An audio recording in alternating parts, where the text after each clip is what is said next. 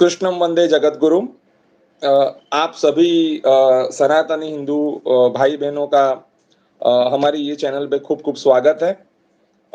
जैसे हमने कल संवाद की शुरुआत की थी और शायद धारा प्रवाह इतना ज्यादा था कि हम लोगों को भी समय का थोड़ा ज्ञान नहीं रहा और हम बहे ही जा रहे थे।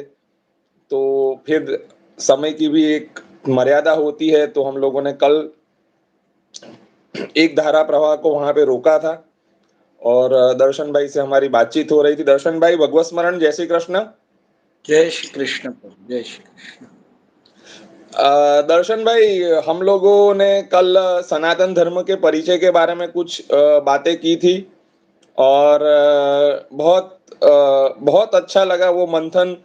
खुद भी सुन के बहुत अच्छा लग रहा था। जैसे कि अ, ज- जैसे मैं खुद ये मानता हूं कि शब्द है वो ब्रह्म है, तो शायद हमारे अंदर से भी जो शब्द निकल रहे हैं वो भी ब्रह्म का ही स्वरूप है। बिल्कुल, बिल्कुल।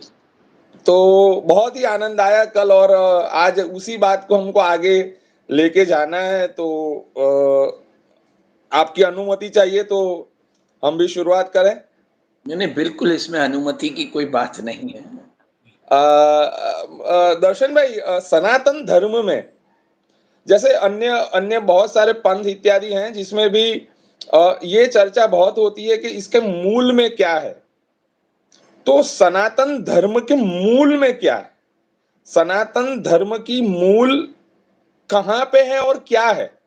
इसके बारे में थोड़ा आप अगर थोड़ा समझाएं। जितना मैं संतों से, भक्तों से अवसर मिला मुझे उनके समागम का, उससे जितना समझ पाया कि सनातन धर्म का जो मूल है वो ब्रह्म है।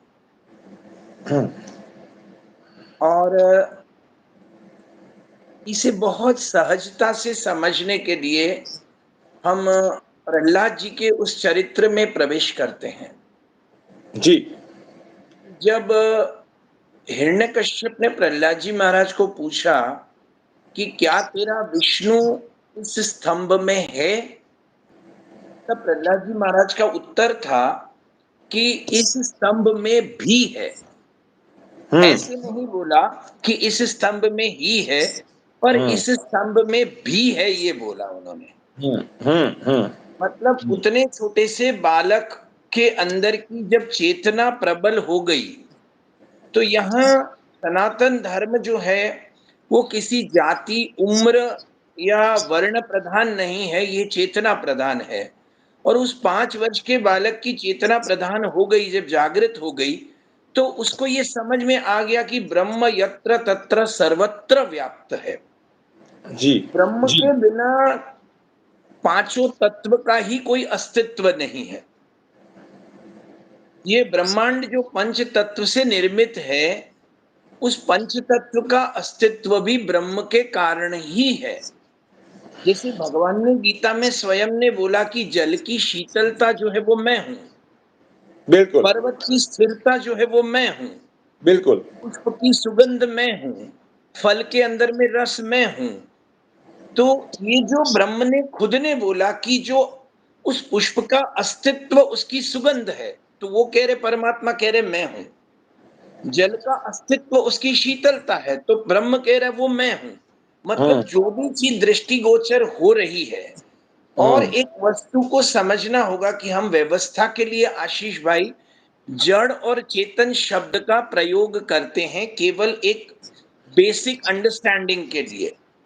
परंतु सनातन धर्म ने कभी भी जड़ और चेतन ये दो वस्तु को अलग नहीं माना है। उन्होंने यही माना है, सनातन धर्म ने, कि ये सब कुछ एक चैतन्य रूप है। बिल्कुल। तो यहाँ पर अगर हम सनातन धर्म के मूल को अगर बहुत सूक्ष्म में समझना चाहें, तो ब्रह्म का स्वरूप का मतलब जो भी हमें दिख रहा है या नहीं दिख रहा है, जो नहीं दिख रहा है या दिख रहा है, दोनों ही वस्तु ही ब्रह्म स्वरूप है। अब आप बोलेंगे जो नहीं दिख रहा है मतलब, तो हम बोलेंगे इस हवा के अंदर में अनंत बैक्टीरिया है जो हमें नहीं दिख रहे हैं। तो पर वो इसका है, मतलब क्या बैक्टीरिया नहीं है? पर वो है। है। पर उसको देखने के लिए एक इतना सुपर फाइन मैग्नीफाइंग ग्लास चाहिए। तो एक ऐसा कीटाणु, ऐसा जीव जिसको देखने के लिए हमारी नेकेड आई सक्षम नहीं है, तो हम उस ब्रह्म को किस प्रकार देख सकते हैं? उसके लिए हमारे अंदर में एक चेतना के द्वारा दैवी चक्षु का खुलना आवश्यक है। तो हमें जड़ और चेतन में यत्र तत्र सर्वत्र ब्रह्म के दर्शन और अनुभूति दोनों हो सकती है आशीष भाई। अगर मैं आपकी बात को थोड़ा इसमें ही विस्तार करूं हम्म।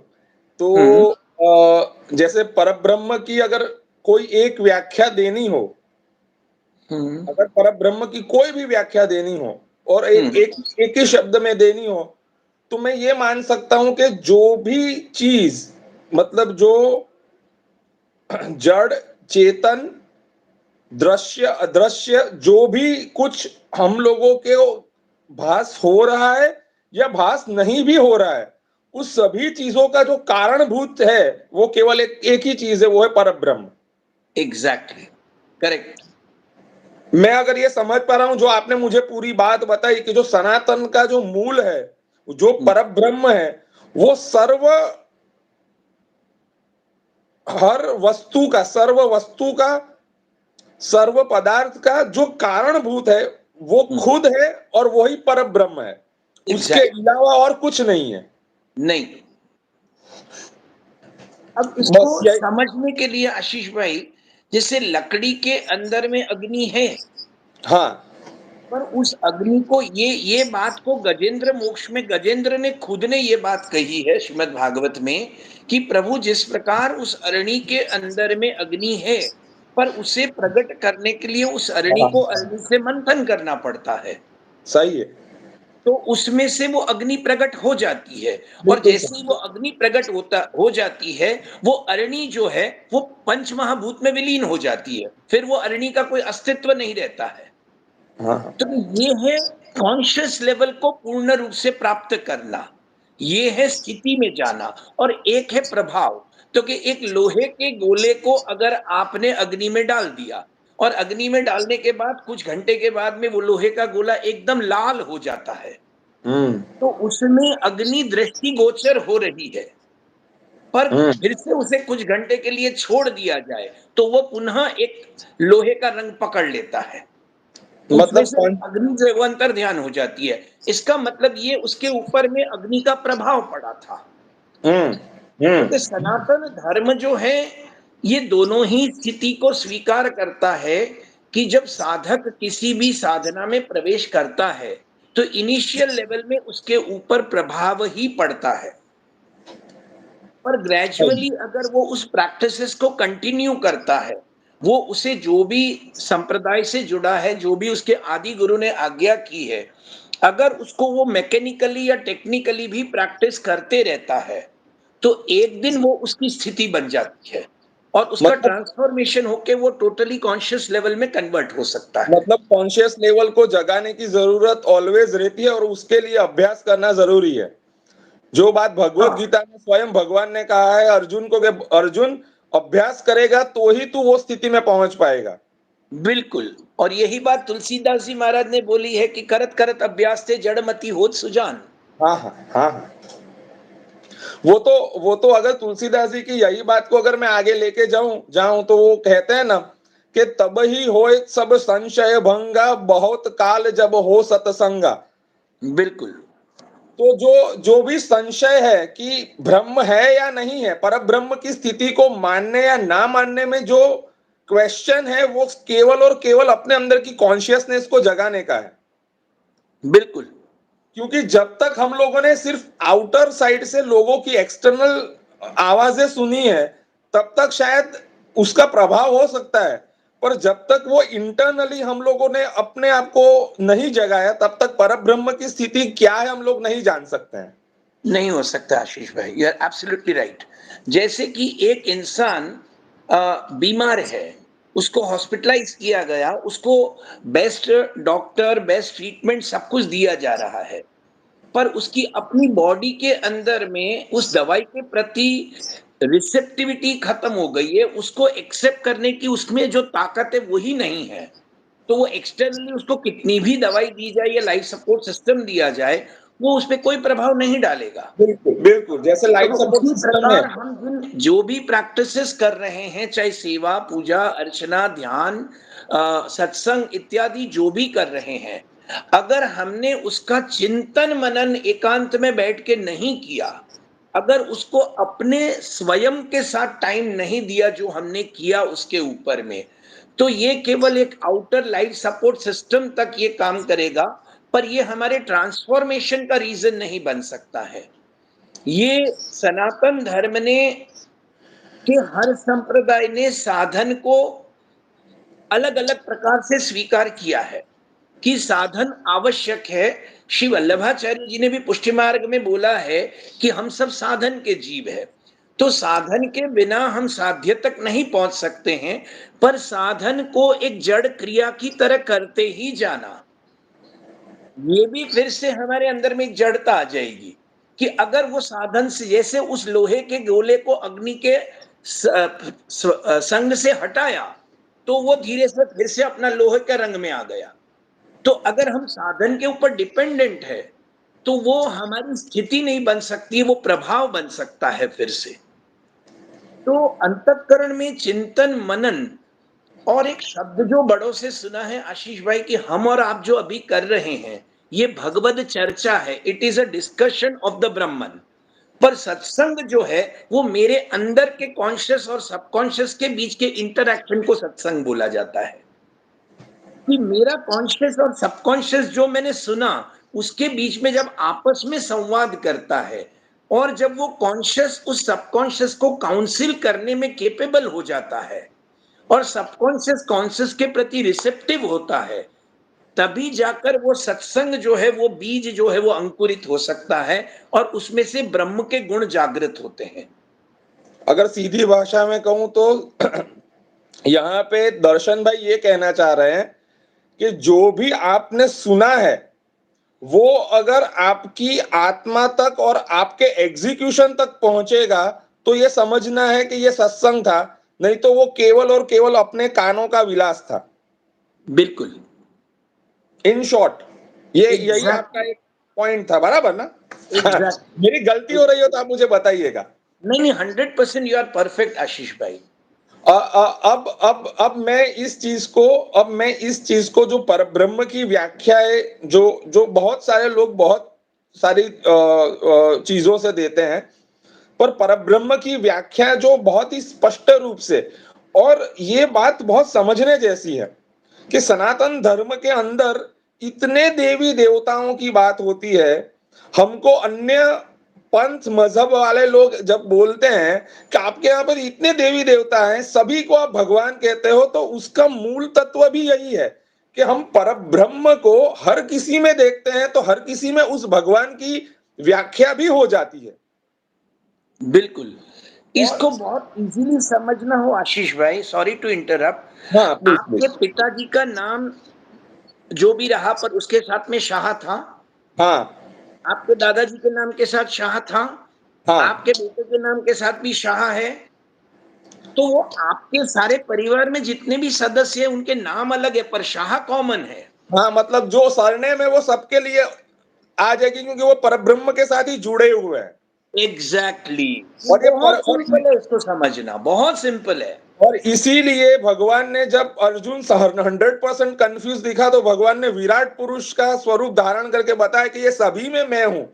मैं तू हूँ। किसी भी देवी देवता के पास जाएगा, कि कोई यक्ष के पास जाएगा या किसी के भी पास जाएगा, सब कुछ मैं ही हूं और मेरे में ही है, और तू भी मेरे में है, और मैं भी अभी तू दिख, जो मैं अभी यहाँ पे हूँ वो भी मैं अपने विराट पुरुष में हूँ। वो भी मेरे में हूँ। और वेरी ये करेक्ट, सभी, एब्सोल्युटली करेक्ट। और ये जो पूरा चित्र अर्जुन ने देखा तब उसको समझ में आया कि अरे मैं क्या कर रहा हूँ, ये सब तो सिर्फ एक भगवान की माया है जो अभी दिखा रहा है मुझे। पर वो अर्जुन को कब दिखा? जब उसको भगवान ने दिव्य दृष्टि दी दिव्या तब। दृष्टि दी तब, हाँ हाँ, ये सही बात है। उसको पहले वो ब- नहीं देख पाया। हाँ, और ये कॉन्शियसनेस होने के बाद भी, जब अर्जुन इतना सुनने के बाद भी कुछ नहीं समझ पाता है, और मैं अपने अपने जितने भी सनातनी हिंदू हैं, मैं ये यही एक बात मैं बीच में ये अवश्य कहना चाहता हूँ, कभी कभी मैं या दर्शन भाई कभी-कभी अभ्यास के कारण या कोई और चीज़ों के कारण शायद हो सकता है कि हम लोग एक धर्म की बात कर रहे हैं इसीलिए शायद हमारी भाषाएँ थोड़ी रिफाइंड है, कि हम लोग बिल्कुल लेमन लैंग्वेज में बात कभी-कभी नहीं कर पाते हैं। तो अगर कुछ भी समझ में ना आए, तो भगवान ने भगवद गीता में एट लास्ट जो परम श्लोक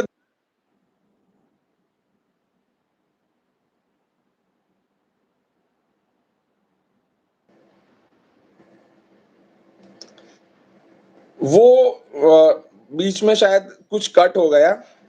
तो भगवान ने परम श्लोक ये दिया है कि सर्वधर्मान परित्यज्य माम एकम शरणम व्रज। तुम मेरी तरफ गति कर दो अगर कुछ समझ में नहीं आ रहा है तो।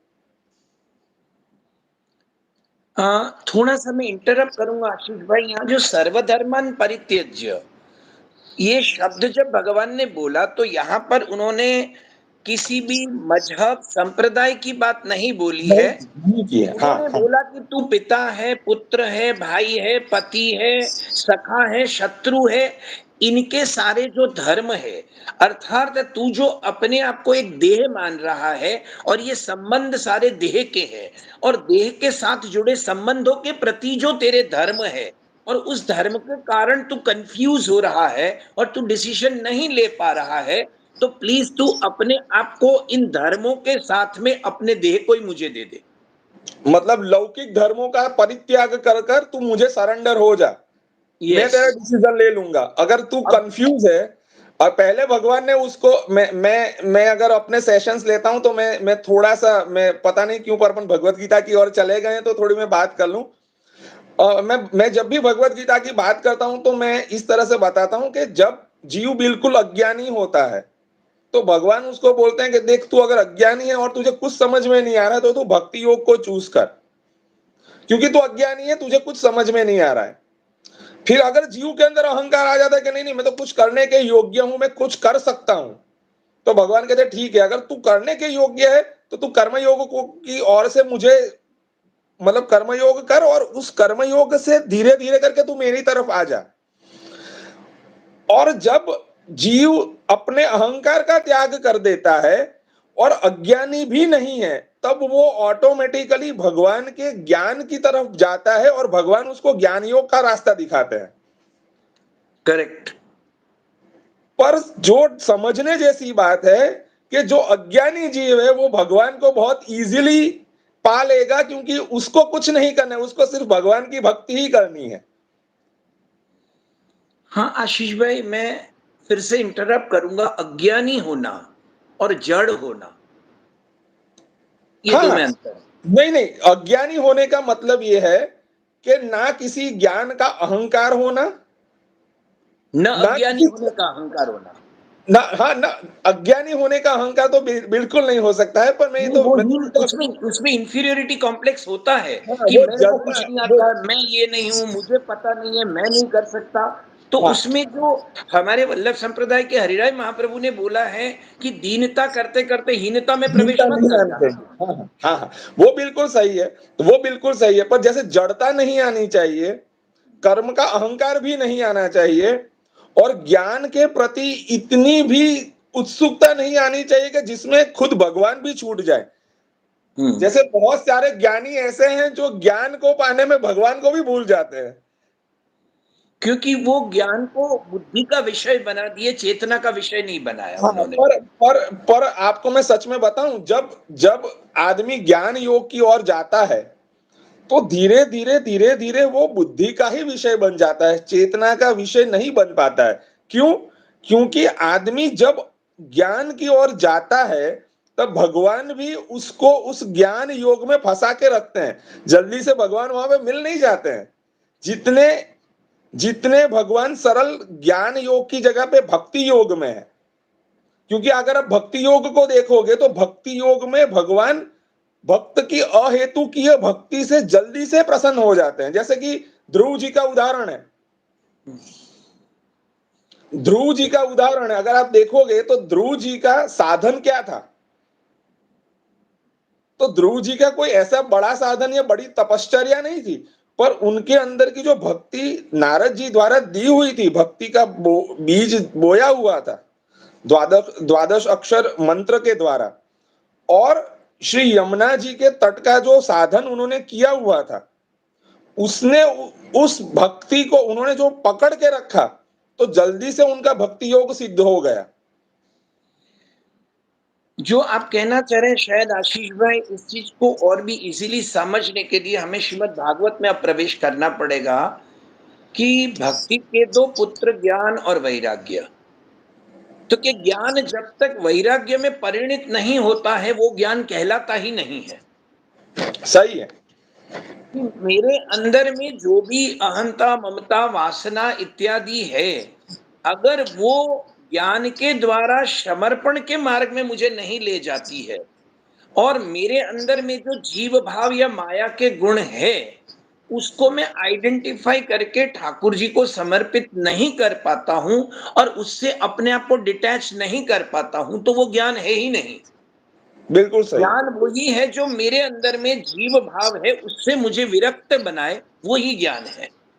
हाँ तो हाँ, बिल्कुल बिल्कुल। ध्रुव जी ने ज्ञान नहीं अर्जित किया, परंतु उन्होंने बाय डिफॉल्ट एक विरक्त का जीवन जिया। उस 6 माह के अंदर में पहले अन्न का त्याग किया, फिर उन्होंने फल का त्याग किया, फिर पत्ते का त्याग किया, फिर जल का त्याग किया, फिर वायु का त्याग किया।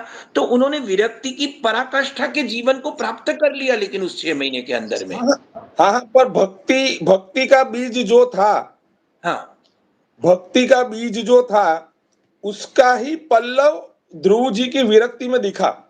हाँ, क्योंकि वो भक्ति के अंदर में फुल्ली विश्वास था उनका कि इससे मुझे परमात्मा मिल जाएगा। मतलब भक्ति का आश्रय उनका दृढ़ था, मैं जो समझ पा रहा हूँ। एग्जैक्टली कि अगर आश्रय बिना जो हम करेंगे तो वो भक्ति नहीं होगी, भक्ति के नाम पे फिर से मनोरंजन हो जाएगा।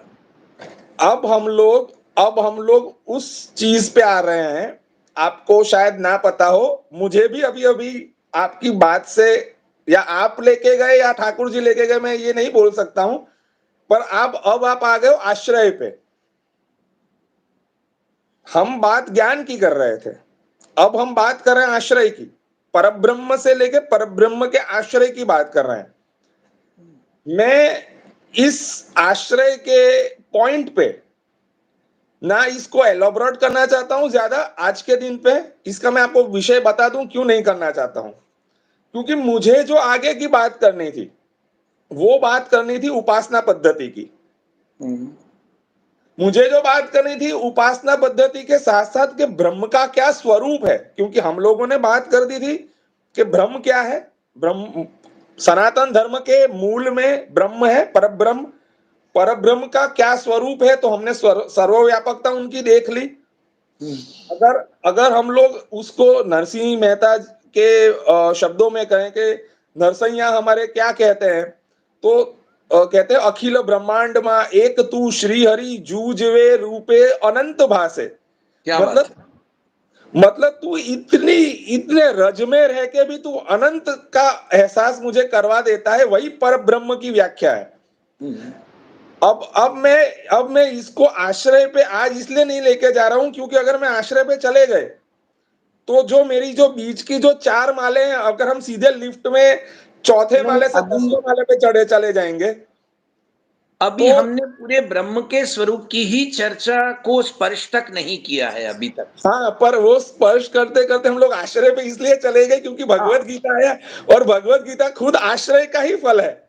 हाँ, पर क्योंकि अभी भगवत हमको इसे भगवत कृपा से और भी ब्रह्म के स्वरूप को समझने का प्रयास करना चाहिए आशीष भाई, मुझे लगता है, ताकि हम क्लियर हो जाएंगे कि सनातन धर्म को लेकर अगर हमें कोई कंफ्यूजन है या किसी को भी कंफ्यूजन है, तो उसे हम बहुत इजीली ओवरकम कर सकते हैं।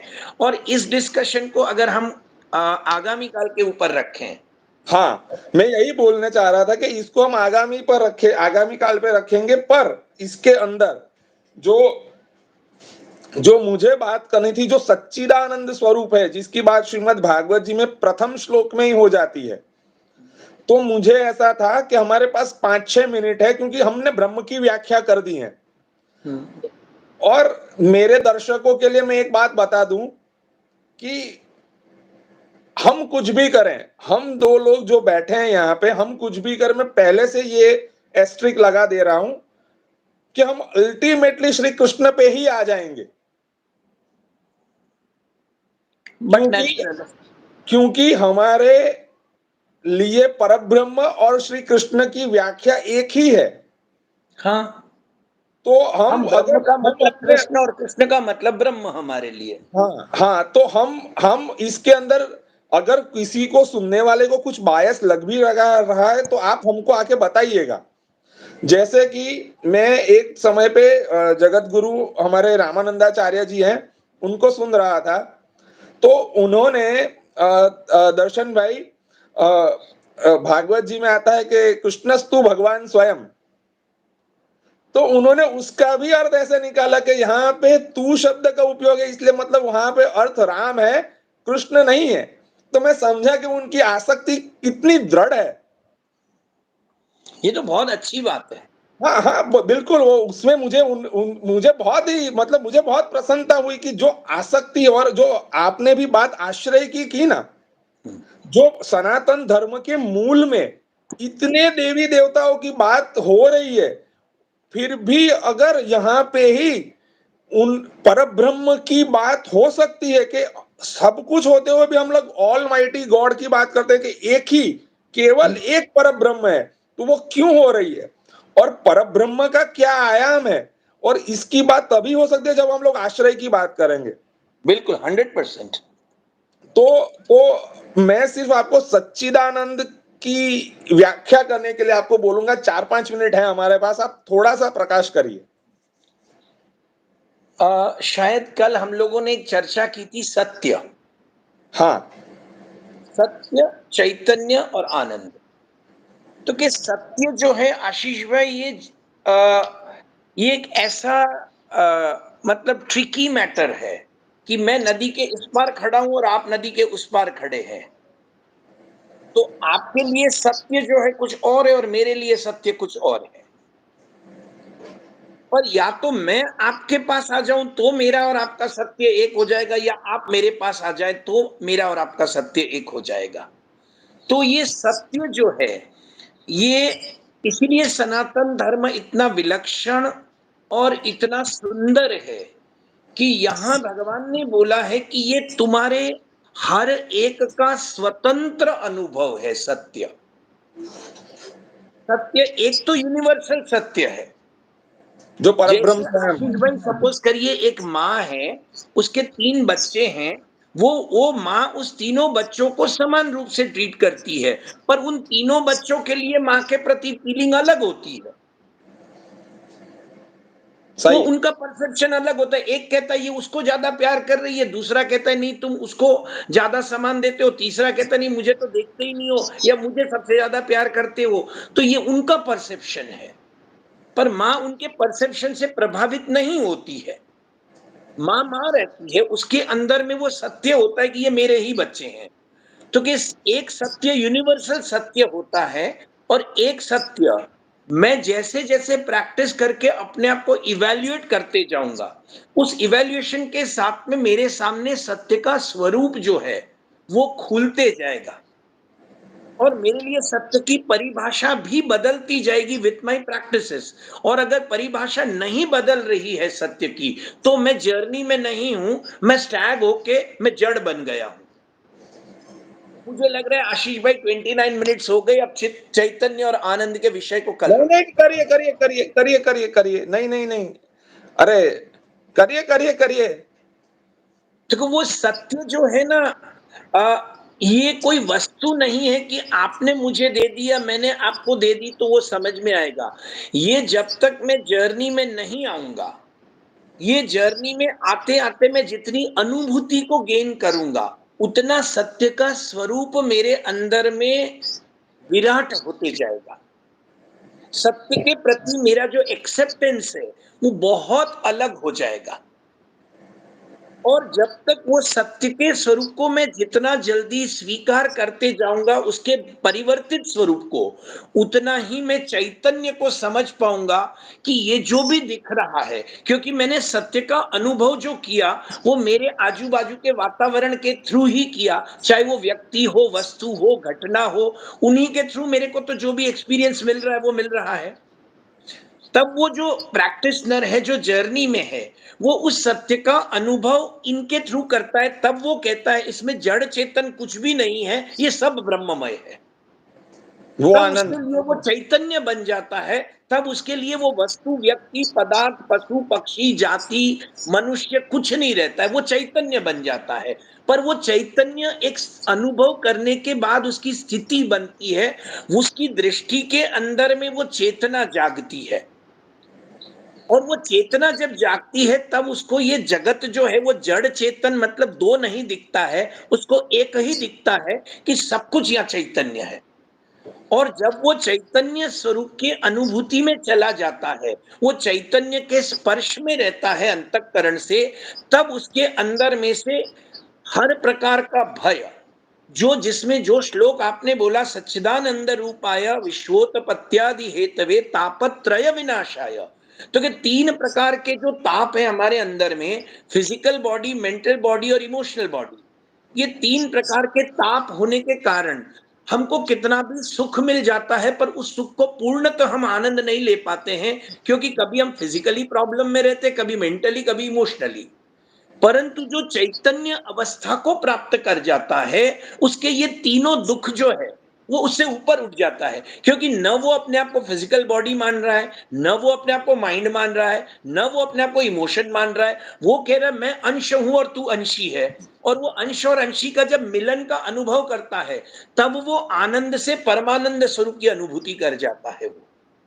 और उसके जीवन से हर प्रकार के जो स्ट्रेस और प्रॉब्लम जो माइंड और इमोशन के द्वारा क्रिएट हुआ है, माइंड जो है वो अहंता को क्रिएट करता है, और मन जो है, इमोशन, वो ममता को क्रिएट करता है। तो ये दोनों जहां से ऑफस्प्रिंग बन रही थी स्ट्रेस की, वो उसने उससे अपने आप को अलग कर दिया। वो पूरा उसके लिए उसने इरेज ही कर दिया, और मूल स्वरूप में चला गया कि मैं अंश हूं और तू अंशी है, और बाकी सब तेरी लीला चल रही है। और वो जैसे एक बच्चा घर बनाता है अगर रेत का, और वो घर बना के तोड़ देता है, तो उसके माता पिता को दुख नहीं होता कि इसने घर बनाया और तोड़ दिया। उसको कोई उल्टा मजा लेते कि बच्चे ने बनाया, बच्चा खेल रहा है, बच्चे ने तोड़ दिया। उसी प्रकार जो भक्त इस जर्नी में रहता है, उसके जीवन में जो भी आता है या जाता है, मतलब जो सूरदास जी ने बोला, गए नहीं सोच आए नहीं आनंद, ऐसे मार्ग बहिए हरि रस सब ही तो जाए पहिए। उसके लिए जो भी इंसिडेंट हो रही है, वो सिर्फ वो बच्चे के रेत के घर बनाने बराबर है। उसको लगता है ये ब्रह्म खेल रहा है, जो दयाराम भाई ने बोला, ब्रह्म लटका करे ब्रह्म नहीं साथ है। क्योंकि ये ब्रह्म खुद ही खेल रहा है, बना रहा है और विलय कर रहा है। तो वो खाली ब्रह्म की लीला को देखता है, इसलिए वो आनंद स्वरूप में प्रवेश कर जाता है। वो किसी को कर्ता मानता ही नहीं है।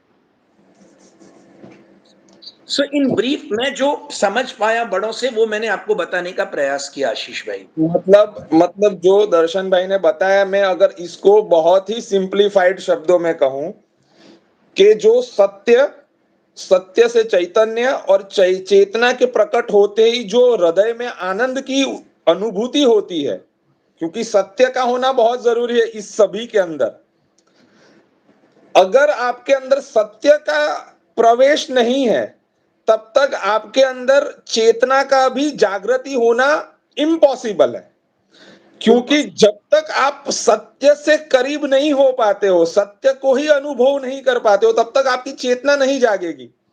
और चेतना के जागते ही आपको जो आनंद की अनुभूति होती है, जिससे आपके तीनों प्रकार के दुख दूर हो जाते हैं, और जो भगवान जगत की उत्पत्ति, उसको, उसकी स्थिति और लय, तीनों में जो कारणभूत है, उसी का हम वंदन कर रहे हैं। और हम उसको कृष्ण कह रहे हैं। आप चाहो उसको कोई भी नाम दे सकते हो, क्योंकि परब्रह्म परमात्मा खुद अपने विराट स्वरूप में किसी को बाहर नहीं दिखा रहा है, वो सभी चीजों को अपने अंदर दिखा रहा है।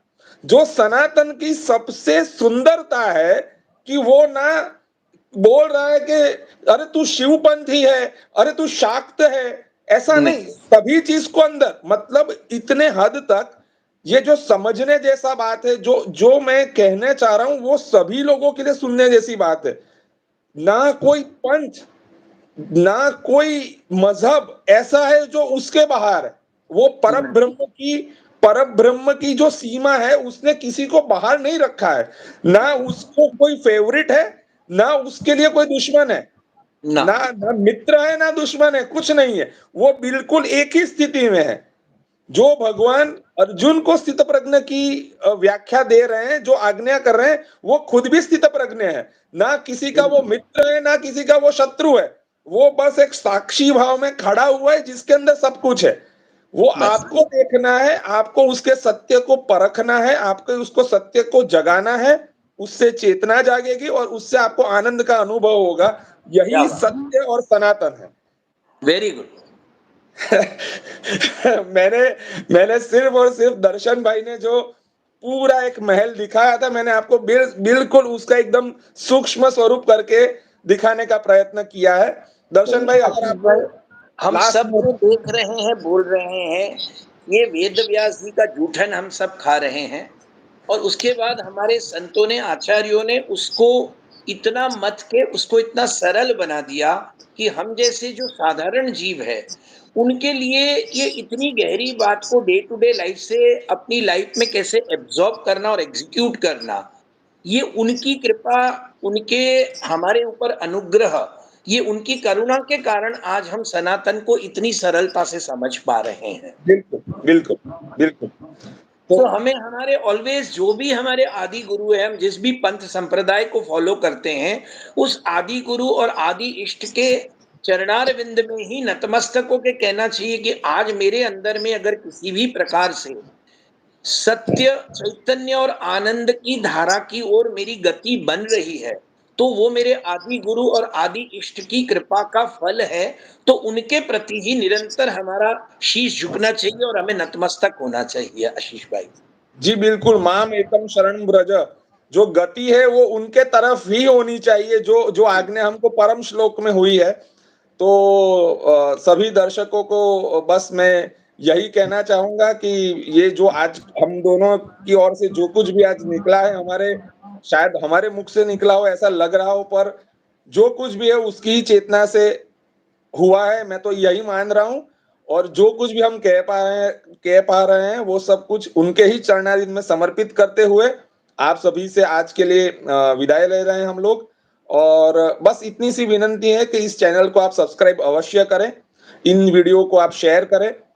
हम प्रयत्न कर रहे हैं कि हम सनातन धर्म के विषय में बिल्कुल ऑथेंटिक और साथ साथ में हमारे मौलिक चिंतन कि हम लोगों ने उस शास्त्रों में से या उन अनुभवों में से हम लोगों को क्या चिंतन प्राप्त हुआ है वो आपके सामने बांट रहे हैं।